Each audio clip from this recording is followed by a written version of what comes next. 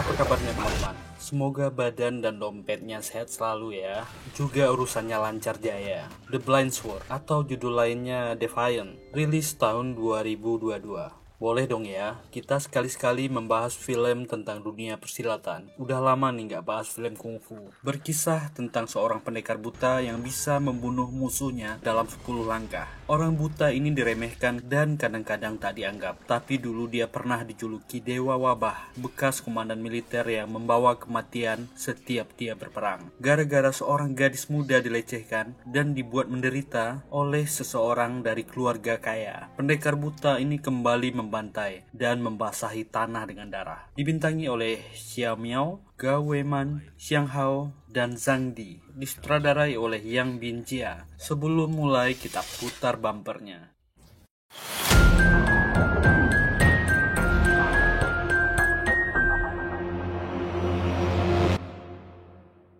Adegan diawali di sebuah rumah judi di kota Luoyang. Anehnya, seorang pria buta ikut bermain judi dadu, dan tak disangka dia selalu menang. Centeng rumah judi ini tidak senang melihat kemenangan pria buta ini. Lalu dia menjadi bandar dan menantang pria buta ini bermain kembali dengan taruhan yang besar. Jika dia menang, uangnya akan dilipat gandakan, dan jika kalah, satu tangannya akan ditinggalkan di rumah judi ini. Pria buta ini menyanggupinya. Permainan pun dimulai. Si bandar mencoba menipu si buta, mengatakan dia kalah karena dia nggak lihat dong. Tapi ternyata pendengaran pria buta ini sangat tajam. Dia tahu jumlah dadu yang keluar dan menuduh rumah judi ini menindasnya karena dia buta. Si bandar pun marah. Dialah yang memutuskan dan memerintahkan pengawal memotong tangannya. Bos rumah judi yang bernama Kui Feng turun tangan dan memarahi si bandar yang curang. Dia tak ingin reputasinya ternoda karena mereka berbuat curang. Dia dengan sopan meminta maaf kepada pria buta ini. Dia bisa terus bermain jika mau, dan dia akan membayar semua uang kemenangannya. Tapi pria buta ini menolak. Dia kehilangan minat bermain dan akan pergi membawa semua uang kemenangannya. Dalam hujan gerimis, pria buta ini menutul tongkatnya berjalan perlahan. Malam itu semakin gelap. Tidak ada lagi orang di jalan. Dia berhenti. Dari pendengarannya yang sangat tajam, dia bisa melihat orang-orang datang dari segala arah mengepungnya. Pria buta ini tahu orang-orang dari rumah judi yang mengepungnya. Dari baunya, orang ini adalah bos rumah judi. Kui Feng memerintahkan anak buahnya segera mengambil uang dari pria buta ini. Kui Feng ini lebih licik dari dugaan kita, menjaga reputasinya di depan tamu rumah judi. Tapi di belakang, dia dengan curang ingin merampas semua kemenangan pria ini. Tapi yang anehnya, pria buta ini tetap tenang dan meletakkan tongkatnya dan berkata, di hujan gelap dan dingin ini sangat mudah untuk membunuh orang. Yang paling mengejutkan kita, si buta ini dengan tangan kosong menghabisi semua anak buah Kui Feng.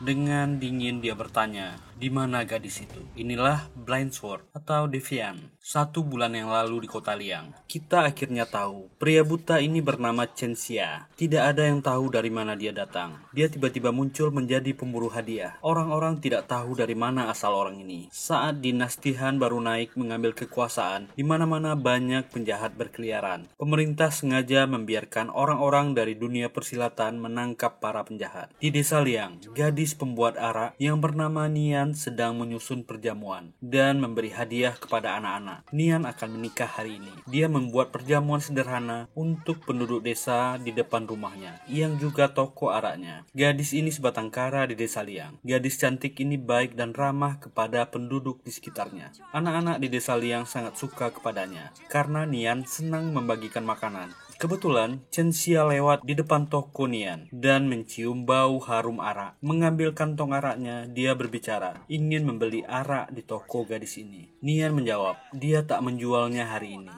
Hari ini dia akan menikah. Dia menyiapkan arak-arak ini untuk tamunya. Chen Xia mengomel. Arak bagus jadi sia-sia diberikan ke orang biasa. Lalu dia pergi. Nian menawarkan, jika dia ingin minum, dia bisa menjadi tamunya hari ini dan tak perlu bayar. Chen Xia yang penggila arak duduk lalu memberikan hadiah uang sebagai kado. Dia tak ingin minum gratis. Gadis ini berkata, dia akan mengikat kudanya di belakang. Tiba-tiba kantong di kudanya jatuh dan bergerak. Chen-xia berkata, dia tak perlu takut. Dia adalah pemburu hadiah yang menangkap penjahat dan mengeluarkan poster buronan. Acara dimulai. Pria sederhana yang bernama Wulang ini adalah calon suami Nian. Pernikahan mereka berdua diberkati oleh para penduduk di sana. Kedua pemuda-pemudi ini memang cocok. Mereka sama-sama orang baik. Pesta pernikahan sederhana dimulai. Orang-orang gembira. Nian menari dan Wulang meniupkan musik. Para penduduk berpesta di jamuan sederhana ini. Sementara Chen-xia tak terlalu peduli. Dia asik meminum araknya. Seorang pria berpedang berjalan menuju ke sana. Para penduduk berhenti. Nian segera berlari ke orang ini. Dia adalah kakaknya, Ni Jing, seorang begundal, rampok, bahkan sering berbuat onar di desa mereka. Tapi karena kungfunya yang cukup hebat, membuat penduduk desa tak berani berbuat apa-apa. Pria ini sudah lama pergi dari desa Liang. Nian berlari memeluk kakaknya yang tak terlalu peduli, memarahi adiknya yang tak memberi kabar kepadanya. Nian berteriak memanggil suaminya agar segera memberi hormat kepada kakak iparnya. Wulang memberi hormat, tapi Ni Jing malah mengancamnya. Jika dia berani menindas adiknya, dia akan menghabisinya. Wulang yang pada dasarnya memang serius dengan Nian tidak takut. Ni Jing berteriak agar mereka melanjutkan pestanya. Tapi pada dasarnya penduduk desa memang sudah takut kepadanya. Satu persatu mengundurkan diri dari tempat itu. Ni Jing melihat ada satu tamu yang tidak peduli dan tetap minum arak dengan santainya. Dia mencoba mengintimidasi Chen-xia dengan membanting pedang dan membentaknya. Melihat cara Chen-xia yang menarik pedangnya, orang ini mulai ragu. Pemabuk ini tidak orang biasa. Chen-xia pun pergi dari tempat itu, menuju area belakang tempat tawanan dan kudanya diikat. Dia dengan tenangnya duduk di sana, tidur menunggu malam tiba. Chen-xia terbangun dari tidurnya. Hari sudah gelap dan cuaca berpetir akan turun hujan. Dia mencium bau sesuatu yang sangat familiar dengannya, yaitu bau darah. Chen-xia berjalan menuju rumah toko Nian. Dia merasakan sosok mayat. Dari baunya, orang ini adalah Ni Jing. Dia memasuki pintu dalam. Nian terbaring lemas. Wajahnya trauma dan hampa. Apa yang sebenarnya terjadi? Kita kilas balik ke tadi sore, waktu Chen-xia meninggalkan tempat itu. Sekelompok orang datang ke acara pernikahan Nian, tapi tujuan orang-orang ini berbeda. Mereka punya urusan dengan Ni Jing. Ni Jing sudah dikalahkan. Nian dan Wulang disendera oleh orang-orang ini. Ternyata ini pria di awal, pemilik rumah judi, Kui Feng. Ternyata Ni Jing sudah diserahkan sebuah tugas penting oleh para kawanan ini. Tapi dia memilih melarikan diri karena tahu jika dia tak lari, begitu tugasnya selesai dia akan dibunuh. Terdengar suara dari dalam yang menyapanya. Ni Jing langsung berlutut. Dia memohon. Dia rela dibunuh asal mereka melepaskan adiknya. Siapa orang ini? Sosok pria berjalan keluar. Dia adalah Yuan Wing, putra dari keluarga bangsawan Yuan, salah satu dari 10 keluarga besar bangsawan di dinasti Han. Ni Jing berjanji dia akan menutup mulutnya. Tapi Yuan Ying berkata, Nian yang akan dibunuh diselamatkan oleh suaminya. Wulang mengorbankan nyawanya. Ni Jing yang melihat adiknya akan disiksa menjadi marah dan menyerang orang-orang ini.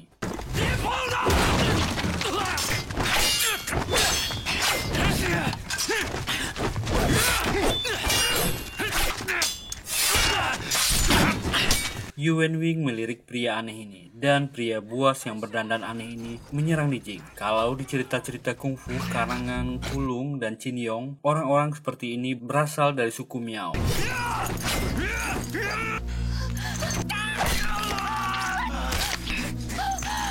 Ni Jing bukanlah lawannya. Ni Jing menyaksikan Nian diseret ke dalam oleh Kui Feng. Gadis malang yang baru menikah ini malah dinodai kehormatannya oleh Yuan Ying. Ni Jing dengan badan penuh luka menyesal. Seharusnya dia tak kembali. Sebuah panah menewaskan pria ini. Kasihan Nian. Gadis malang ini malah dieksekusi pria yang bukan suaminya.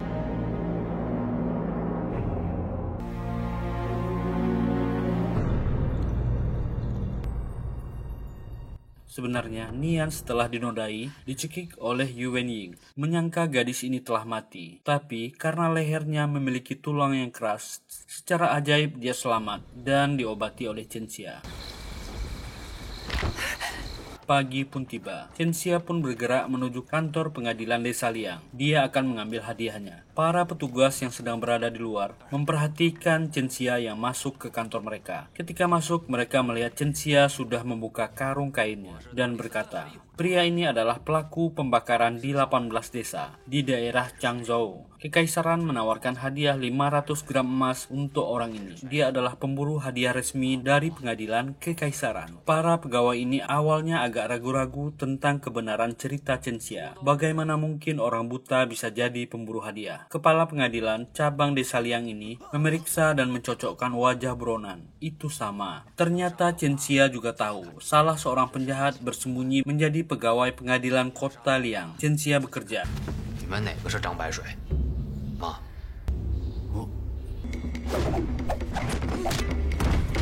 dan wajahnya pun dicocokkan. Dia menerima uangnya, dan sebelum pergi, dia berpesan kepada kepala pengadilan bernama Ling ini. Seluruh keluarga penjual arak di barat kota dibantai seperti anjing. Apakah ini urusannya? Kepala Ling pun menuju rumah Nian. Ada 2 korban, Nijing dan Wulang. Para pengawal memberikan bukti panah yang bertuliskan huruf Yuan. Kepala Ling langsung merasa serba salah. Dia menghampiri Nian dan berkata, lebih baik dia melupakan masalah ini. Itu membuat Nian histeris. Dia hanya ingin keadilan. Dia telah tinggal dari kecil di desa Liang. Dia harus mendapatkan hak yang sama. Jika dia tak bisa memberikannya, dia akan melapor ke kota kekaisaran. Kepala Ling menjadi marah. Posisinya bisa terancam. Dia pun membalikan fakta. Kakaknya Nijing yang membunuh suaminya Wulang. Dan karena dia marah, dia membunuh kakaknya. Nian pun ditangkap. Lebih baik gadis ini dibungkam daripada posisinya dalam bahaya. Nian pun diseret. Ketika rombongan ini lewat, ternyata Chen-xia duduk dengan santai di pinggir jalan dan berkata, gadis itu sudah buruk nasibnya, tak perlu lagi menambah deritanya. Kepala Ling pura-pura tak tahu dan berteriak, ini tak ada hubungannya dengan Chen-xia, tapi mereka salah orang. Orang buta ini cepat dan kejam. Semua gerakannya membuat mereka cedera dengan sangat berat.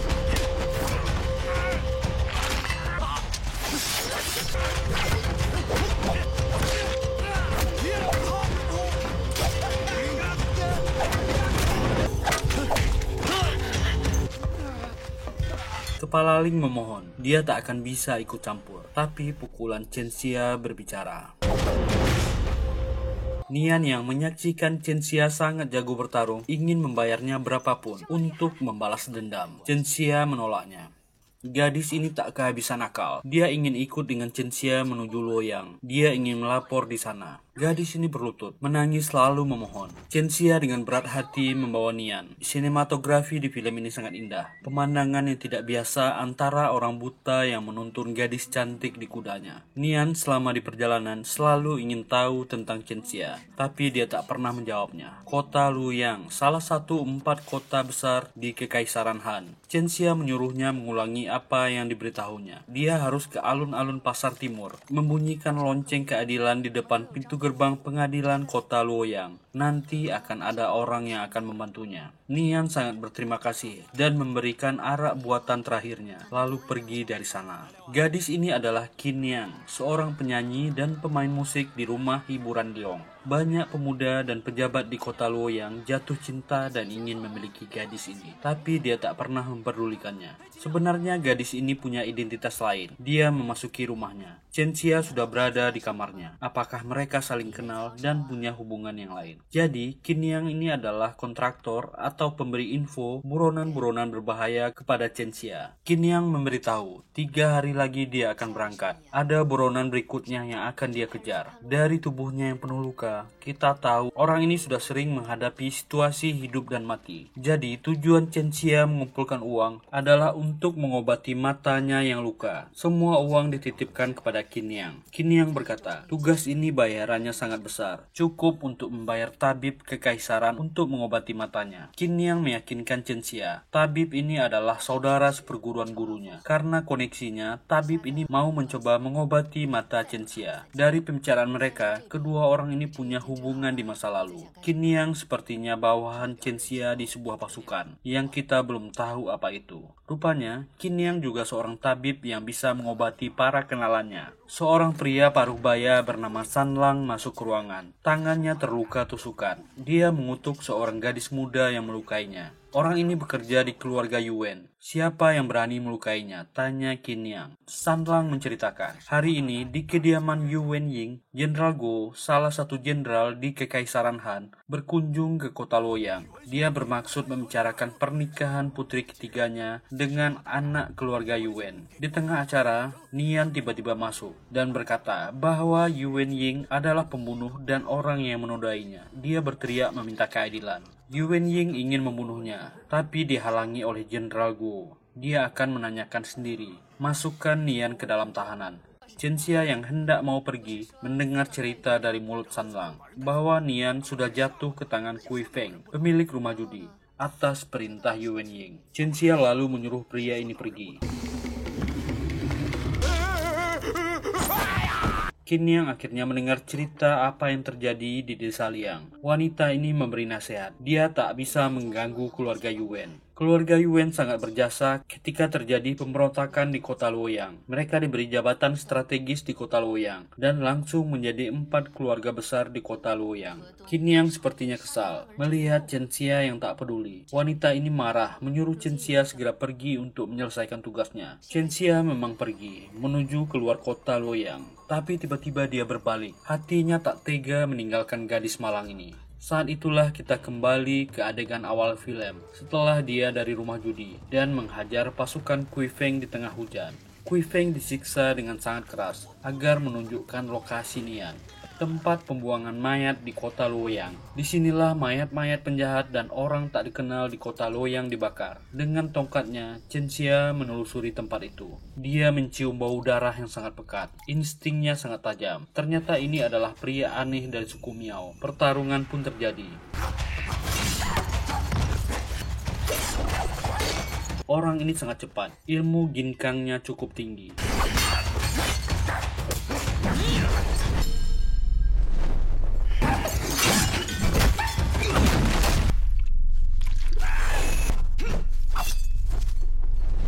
Tapi dengan instingnya yang luar biasa, pria ini bukanlah lawannya.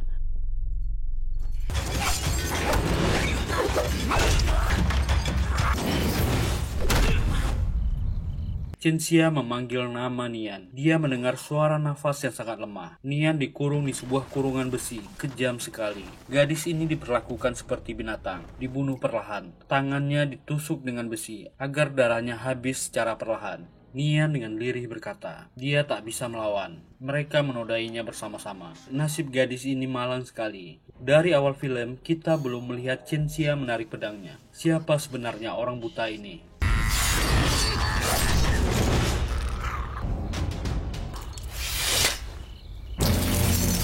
Chen Xia membawa Nian ke tempat Qin Yang untuk diobati. Gadis ini tidak akan mati, tapi dia harus dirawat. Chen Xia menyuruh Qin Yang untuk berkemas. Dia dan Nian akan meninggalkan kota saat fajar, karena dia sudah mengacaukan urusan keluarga Yuan. Mulai saat ini, dia tak mengenalnya. Chen Xia meminta maaf karena sudah melibatkan Qin Yang. Gadis ini marah, mereka harus pergi bersama. Chen Xia sudah tahu kenyataan yang menyedihkan. Dia tahu matanya tak bisa disembuhkan. Dia mengerti niat baik Qin Yang, agar dia tetap hidup dengan harapan. Qin Yang berkata dengan marah, "Kakak Chen, mohon pergi dengannya." Chen Xia berkata dengan bijak, dia tak menolong orang karena wajah atau rupa. Dia tak tahu gadis itu cantik atau tidak. Dia hanya tahu Nian sudah banyak menerima penderitaan. Dia akan memberikan keadilan baginya. Matanya memang buta, tapi hatinya tidak. Pagi harinya, di luar kota Luoyang, Qin Yang sudah membawa Nian bersamanya. Chen Xia meminta izin, dia akan kembali ke kota. Chen Xia memeluk Qin Yang. Apa sebenarnya hubungan kedua orang ini? Sebelum mereka berdua pergi, Chen Xia berpesan, jika Nian sudah sadar, beritahukan orang buta sudah membalaskan dendamnya. Dengan menangis, Qin Yang pergi dengan kuda. Qin Feng yang ditangkap Chen Xia disiksa dengan kejam. Benang-benang besi mengikat dan menggulung nadi di lengannya. Begitu ditarik, rasa sakitnya menggiling sampai ke jantung. Chen Xia bahkan tahu asal-usul pria ini. 3 generasi pencuri di kota Luoyang diselamatkan dari penjara oleh Yuan Ying. Kalau dia tak menjawab sebab Yuan Ying membunuh pria yang bernama Nijing, keturunan keluarga Qin akan berakhir di sini. Siksaan kembali berlanjut. Qin Feng menceritakan asal-muasalnya. Nona ketiga Guo menginginkan mutiara malam sebagai hadiah pernikahannya. Yuan Ying merekrut sejumlah orang untuk mencuri di makam. Salah satunya adalah Nijing. Setelah mutiara didapat, semua orang yang bekerja dibunuh untuk menutup kejadian itu, kecuali Nijing yang berhasil melarikan diri. Setelah itulah dia dikejar sampai ke desa Liang. Chen menanyakan di mana Jenderal Guo menginap di kota Luoyang. Qin Feng terpaksa menjawabnya. Ternyata Yuan Ying dihukum oleh ayahnya, Yuan Xiong. Ayahnya telah menduga anaknya membunuh seorang gadis tak bersalah. Pria ini dihukum. Ayahnya tak menyangka sampah sepertinya bisa membuat nona ketiga dari keluarga Guo tertarik kepadanya. Yuan Ying dihina sebagai anak yang tak berguna dan tak dapat dibandingkan dengan kakaknya yang hebat. Sayang kakaknya telah meninggal di medan perang. Jika kakaknya Yuan Ling masih hidup, dia akan diusir dari keluarga. Walaupun sampah, dia masihlah anaknya. Kembali kepada Chen Xia. Dia melakukan sesuatu yang tak terduga, memasang jebakan maut di badan Qin Feng. Jika pintu dibuka, urat lehernya akan putus. Yuan Ying sampai di tempat pembuangan mayat. Nian sudah hilang, dan pria dari suku Miao sudah tewas. Pria ini sangat marah. Salah satu anak buah Qin Feng diseret. Dia ditanyakan apa yang terjadi. Qin Feng sudah ditangkap oleh orang buta yang sangat hebat. San Lang yang ada di sana membenarkan. Orang buta itu adalah kenalan dari Nona Qin Yang. Yuan Ying dan para pengawalnya pergi ke kediaman Qin Yang. Rupanya di sanalah Chen Xia menyekap Qin Feng. Pintu itu tidak mau dibuka. Qin Feng yang ditutup mulutnya tak bisa berteriak. Sialnya, Yuan Ying memaksa membuka pintu.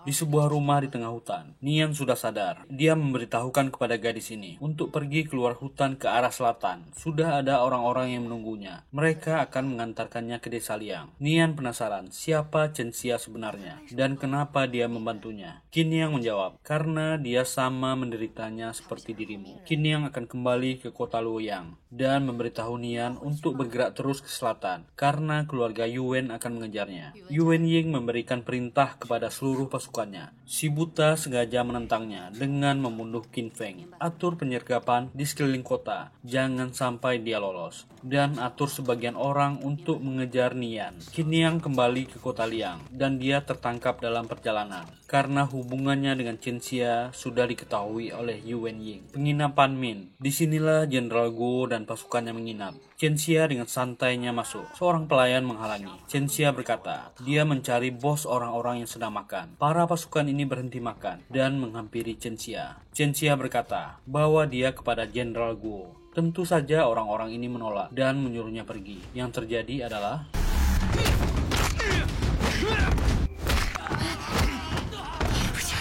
puluhan penjaga ini bukanlah lawan pendekar buta ini. Para pengawal menghalangi di depan pintu. Chen Xia berkata, dia adalah Chen Xiazi, mantan komandan barak serigala Dongsan. Dia ingin mengatakan sesuatu. Dia pun menceritakan siapa Yuan Ying yang telah berbuat zalim dan menghancurkan sebuah keluarga. Jenderal Guo pernah mendengar tentang komandan serigala Dongsan yang sangat ganas. Dia ragu untuk keluar dan menanyakan bukti apa yang Chen Xia punya. Chen Xia menjawab dingin, dia akan membunuh Yuan Ying, terserah dia percaya atau tidak. Jenderal Guo dan anak buahnya tidak berani menghalangi orang ini. Sementara Qin Yang ditangkap dalam keadaan kritis. Tubuhnya tertancap beberapa anak panah. Yuan Ying berkata, di mana orang buta ini? Tapi Qin Yang malah mentertawakannya karena dia akan mati tak lama lagi. Kembali dia disiksa. Qin Yang melanjutkan, si buta itu adalah Chen Xiazi, seorang komandan yang sangat berjasa meruntuhkan pemberontakan di perbatasan kekaisaran. Dia bertugas di barak serigala Dongsan. Orang-orang menjulukinya Dewa Wabah karena kemanapun dia pergi berperang, semua musuhnya akan mati. Rupanya Qin Yang adalah salah satu bawahan Chen Xia dahulu.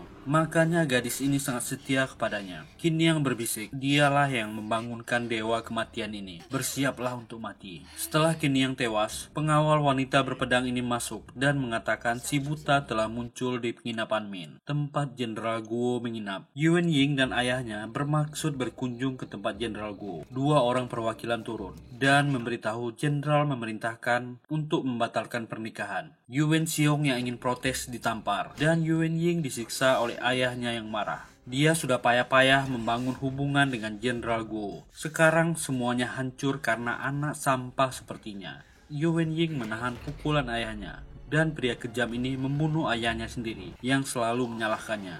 Sekarang tujuannya menyelesaikan hutang dengan pria buta ini. Paginya di kota Luoyang, seluruh penduduk gempar. Nona Qiniang sudah mati di alun-alun kota. Tubuhnya penuh panah yang tertancap. Di kediaman keluarga Yuwen, orang kejam ini mengadakan acara berkabung untuk ayah yang telah dibunuhnya. Seluruh keluarga dan para pengawal memakai pakaian putih tanda berkabung. Yuwen Ying memberitahu, ayahnya dibunuh oleh orang buta. Dia akan menjadi kepala keluarga. Setelah pemakaman ini, siapapun yang bisa membunuh orang buta ini akan masuk ke dalam keluarga inti dan mendapatkan 10.000 emas. Yuwen Ying dan pasukannya siap untuk berperang dan akan mencari Chen Xia. Chen Xia diberitahu oleh salah satu karyawan Qiniang, Nona Qiniang sudah terbunuh. Tidak ada yang berani menyentuh mayatnya karena takut dengan keluarga Yuwen. Mereka mencarinya di seluruh penjuru kota Luoyang. Wanita ini menceritakan bagaimana parahnya keadaan tubuh Qiniang saat meninggal. Dan kita akan melihat bagaimana ganasnya pendekar buta yang dijuluki Dewa Wabah ini. Chen Xia tak perlu dicari. Dia datang sendiri dengan baju perangnya ke kediaman keluarga Yuwen. Dan pembantaian berdarah di saat salju turun pun dimulai.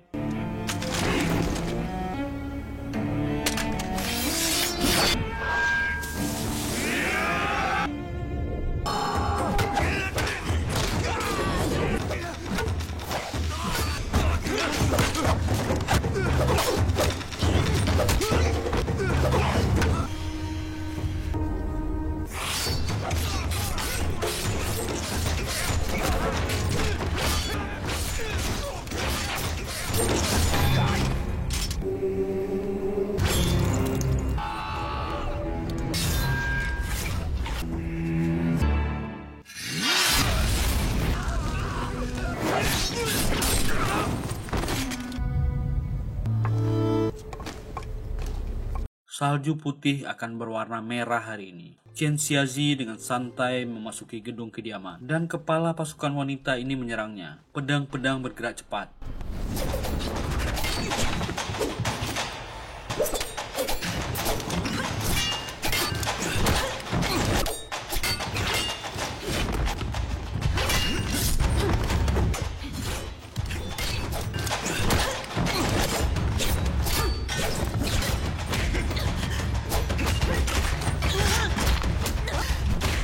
Wanita ini bukanlah lawan dari orang yang telah melewati sungai kematian dan menang ratusan perang. Yuwen Ying mencoba menyerang dengan anak panahnya.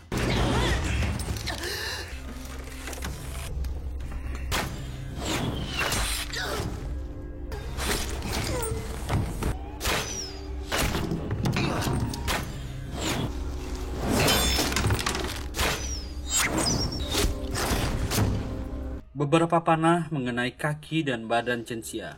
Yuwen Ying merasa di atas angin dan mendekat, tapi itu salah untuk berada terlalu dekat dengan dewa kematian ini.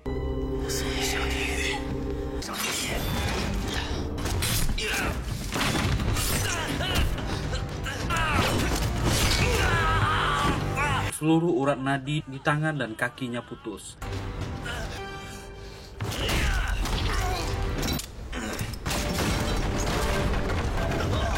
Dalam hujan salju yang turun deras, dewa kematian mendekat. Yuwen Ying menyeret tubuhnya, berharap masih bisa lari dari orang ini. Dia telah memilih lawan yang salah. Orang kejam ini tewas. Kudanya datang menjemput Chen Xia. Hari itu, keluarga Yuwen sudah dihapuskan dari kota Luoyang. Di akhir film, kita bisa melihat Nian yang menangis tergugu. Chen Xia menitipkan uang 10.000 emas dan suling warisan keluarga Nian. Itu sudah diperbaiki dan pesan agar dia membuka kedai araknya lagi. Sepanjang hidupnya dia tak pernah lagi bertemu dengan pendekar buta ini. Dan legenda itu pun turun-temurun diceritakan. Pendekar buta yang menjadi hantu bagi para penjahat di seluruh negeri. Pedangnya sangat cepat dan ganas. Tapi bagi sebagian orang itu hanya dianggap mitos. Dan film pun berakhir.